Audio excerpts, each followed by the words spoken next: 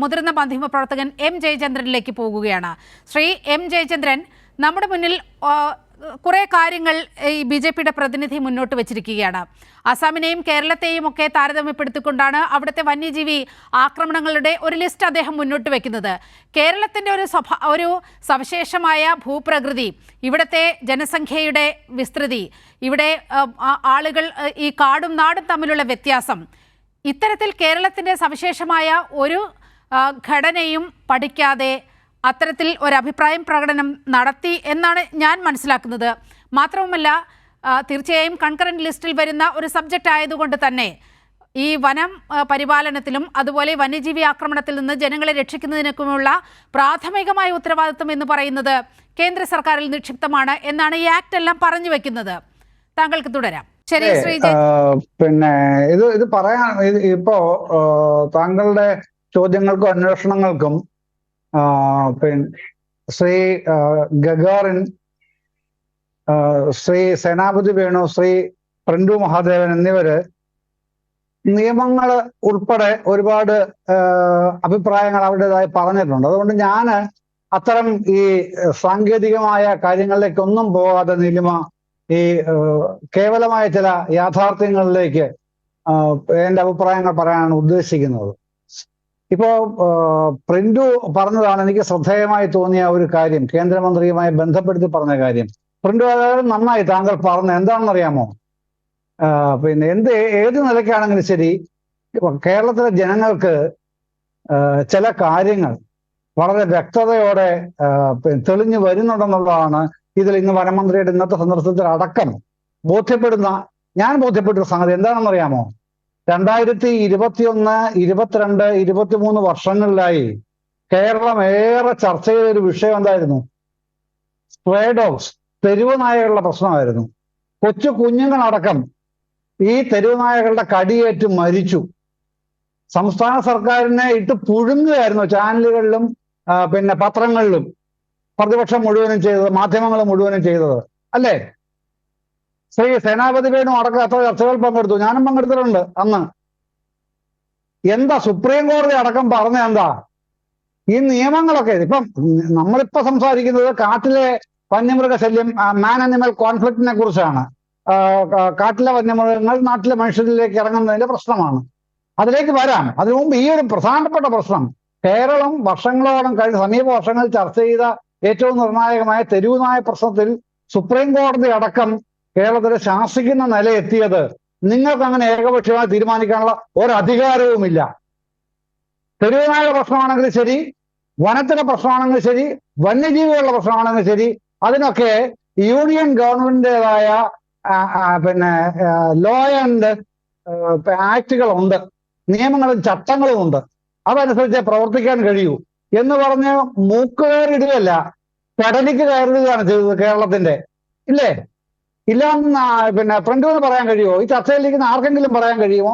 Government എത്രയോ effort എടുത്തു ആ തെരുവുനായുടെ പ്രശ്നത്തിൽ മാത്രം, ഇപ്പോഴും കഴിഞ്ഞിട്ടില്ല. എന്നിട്ട് അവസാനം എന്താണ് കൊണ്ടുവന്നത്? ABC, animal birth control. എന്താണ് സംഭവം? അത് അവിടെ വരെ എത്തിയെന്നുള്ള ചർച്ചയുടെ വിഷയം ഇതല്ലാത്തതുകൊണ്ട് ആ ഭാഗത്തേക്ക് പോകുന്നത് ഇത്രയും കൊണ്ട് നിർത്തുകയാണ്. ഇനി ഇതിലേക്ക് വരിക. ഇന്ന് പിന്നെ കേന്ദ്രമന്ത്രി പറഞ്ഞത് മാത്രം എടുത്ത് നോക്കുക പ്രിന്റു. കേരളം ഒന്നും ചെയ്തില്ല. താങ്കളുടെ ആരോപണം ഞാൻ മുഖവിലേക്ക് തന്നെ സ്വീകരിക്കുക കേട്ടോ. കേരള സർക്കാർ ഇത്തരം കാര്യങ്ങളിൽ നിസ്സംഗത പാലിച്ചു, അല്ലെങ്കിൽ മിസ്മാനേജ്മെന്റ് നടത്തി, കഴിവുകേട് കാണിച്ചു എന്നൊക്കെ താങ്കൾ ആക്ഷേപിക്കുന്നത് ഞാൻ അങ്ങ് മുഖവിലേക്ക് എടുക്കുന്നു. എന്നിട്ട് ചോദിക്കുകയാണ് ഞാൻ, ഈ കേരളത്തിന് ഇപ്പോ ശ്രീ സേനാപതി വേണു പറഞ്ഞല്ലോ, ശശീന്ദ്രനെ മാറ്റണം. ശശീന്ദ്രനെ മാറ്റി വേറൊരാള് വനം വകുപ്പ് ഭരിച്ചാല് ഈ കാര്യങ്ങളൊക്കെ അങ്ങ് ഓക്കെ ആവുമോ? നിയമം ഇപ്പൊ ഉള്ള ഈ നിയമത്തിന്റെ കുരുക്കുകളൊക്കെ അങ്ങ് വാനിഷായി പോവോ? ഇല്ലല്ലോ. നിയമം അതേപോലെ നിൽക്കുകയല്ലേ, വ്യക്തികളല്ലേ മാറുന്നുള്ളൂ. നമ്മുടെ ഭരണഘടന അത് സംസ്ഥാനങ്ങൾക്ക് നൽകുന്ന അധികാരങ്ങൾ, അതിന്റെ ആക്ടുകൾ, ചട്ടങ്ങൾ ഇതൊക്കെ നിലനിൽക്കുകയല്ലേ. ഇതിന്റെ അകത്ത് നിന്നുകൊണ്ട് ശശീന്ദ്രൻ എന്നല്ല ഏതൊരു ഭരണാധികാരിക്കും പ്രവർത്തിക്കാൻ കഴിയും, ഇൻക്ലൂഡിംഗ് പിണറായി വിജയൻ അടക്കം. അതല്ല ചെയ്യുന്നത്. അങ്ങനെല്ല ചെയ്യാൻ കഴിയുന്ന ആൾക്കാരുണ്ട്. എവിടെയാണ്? അവർ യൂണിയൻ ഗവൺമെന്റ് ഭരിക്കുന്നവരാണ്. പാർലമെന്റിൽ നമ്മൾ കാണുന്നുണ്ട്, കർഷക സമരത്തിൽ നമ്മൾ കാണുന്നുണ്ട്. അതവിടെ. ഇവിടെ അങ്ങനല്ലല്ലോ. ഇവിടെ ഭരിക്കുന്നത് പ്രതിപക്ഷത്തിൽപ്പെട്ട ഒരു കക്ഷിയല്ലേ. അപ്പൊ ആ പരിഗണന കിട്ടൂ. അത് മുന്നോട്ട്. അതാ ഞാൻ നിയമത്തിന്റെ കാര്യമാണ് പറയുന്നത്. നിയമം അങ്ങനെയാണ്. ഇനി മറ്റൊരു വശം, ഞാൻ ഈ എല്ലാവരും പറയുന്നുണ്ട് പിന്നെ പുൽപ്പള്ളിയിലെ പ്രശ്നം, സമരം, ജനങ്ങളുടെ പ്രശ്നം. ഞാൻ പറയട്ടെ, ആരും പറയാത്ത, ഇതുവരെ കണ്ടിട്ടും പലരും മിണ്ടാതിരിക്കുന്നതാണ് ഞാൻ കരുതുന്നത്. പക്ഷെ എനിക്കത് പറയുന്നതിന് ഒരു മടിയും ഭയവും ഇല്ലാത്തത് കൊണ്ട് ഞാൻ പറയുകയാണ് കേട്ടോ, ഇവിടെ ഈ ചർച്ചയിൽ ഞാൻ പറയുകയാണ്. പുൽപ്പള്ളിയിലെ സമരം സ്പോൺസേഡ് ആയിരുന്നു ഫ്രണ്ടു, സേനാപതി വേണു. ഞാൻ നിങ്ങളോട് പറയുകയാണ്, ഈ ചർച്ചയിൽ പറയുകയാണ്. ആരും അങ്ങനെ ഈ വിഷയവുമായി ബന്ധപ്പെട്ടൊരു ചർച്ച ഈ സമീപ ദിവസങ്ങളിലോ ആഴ്ചകളിലോ നടത്തിയതായിട്ട് ഞാൻ കണ്ടില്ല.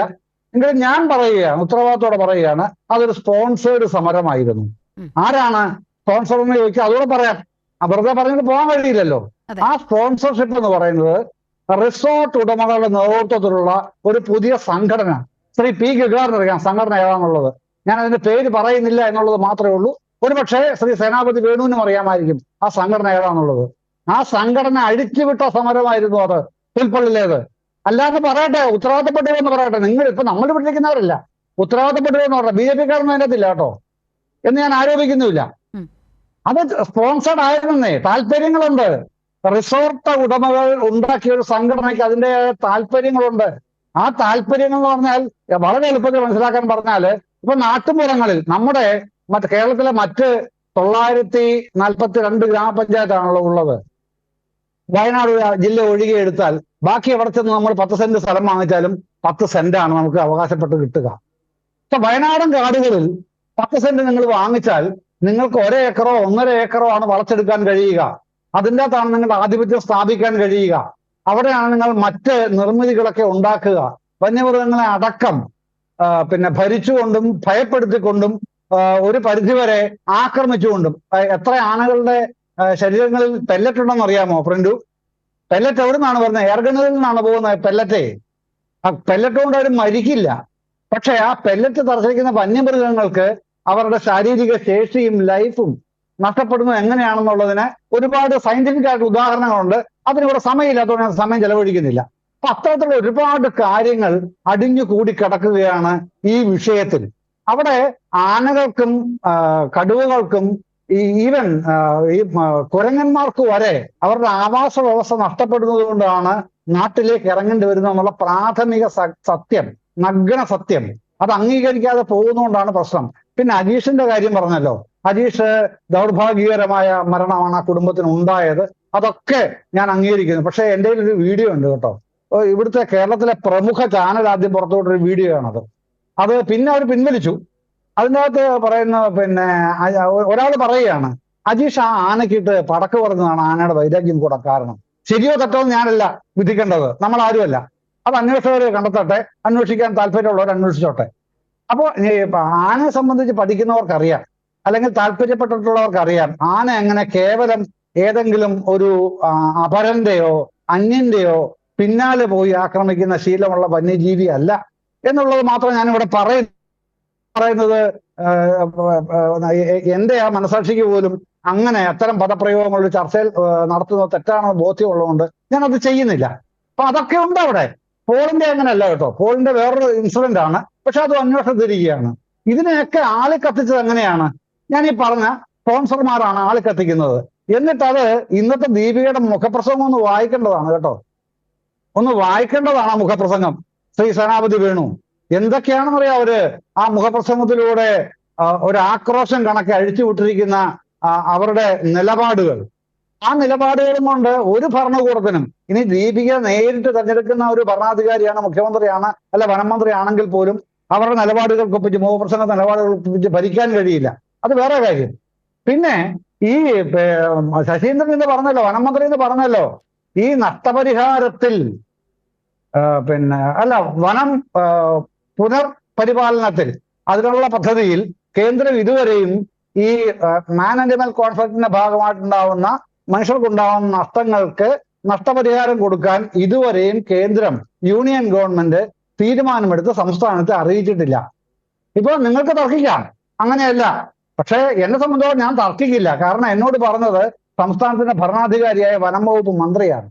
എന്നോട് നേരിട്ടല്ല പറഞ്ഞത്, മാധ്യമങ്ങൾ വഴി പറഞ്ഞത്. അപ്പൊ ഞാൻ അദ്ദേഹത്തെ വിശ്വസിക്കുകയാണ് ചെയ്യുന്നത്. അദ്ദേഹത്തിന്റെ വാക്കുകൾ നമ്മൾ സംപ്രേഷണം ചെയ്യുകയും ചെയ്തു. ശരി, ഞാൻ ഒരുപാട് കാര്യങ്ങളുണ്ട്. കേവലം ഇതിനെ മാൻ അനിമൽ കോൺഫ്ലിക്റ്റ് ആയിട്ട് മാത്രം ഒതുക്കി തീർത്തുകൊണ്ട് മറ്റൊരു വിഭാഗം ഇതിനെ ആസൂത്രിതമായ ഒരു സംവിധാനമാക്കി സമരമടക്കമുള്ള മാർഗങ്ങൾ കൊണ്ടുവരാൻ ശ്രമിക്കുമ്പോൾ അതിനെ ഏകപക്ഷീയമായി ഇങ്ങനെ തകർന്നിരിക്കുന്ന സംസ്ഥാന സർക്കാരിനെ കുറ്റം പറയാനുള്ള പഴിചാരാനുള്ള ഒരു വകുപ്പായിട്ട് മാത്രം ഇതിനെ ചിത്രീകരിക്കുന്നത് ഓക്കെ, ഏറ്റവും മിതമായ ഭാഷയിൽ എനിക്ക് പറയാൻ ശരി. പിന്നെ ഈ പ്രിന്റൂണോടും ശ്രീ സേനാപതി വേണുവിനോടുള്ള കഷ്ടമാണ് അങ്ങനെ ചെയ്യുന്നത് എന്ന് അവർ മാത്രമാണ് ഞാൻ രണ്ടുപേരും പറയുന്നത്. ഇക്കാര്യത്തിൽ ചുരുക്കത്തിൽ ഈ പറഞ്ഞ ആരോപണങ്ങളോട് പ്രതികരിക്കും എന്നാണ് മനസ്സിലാകുന്നത്.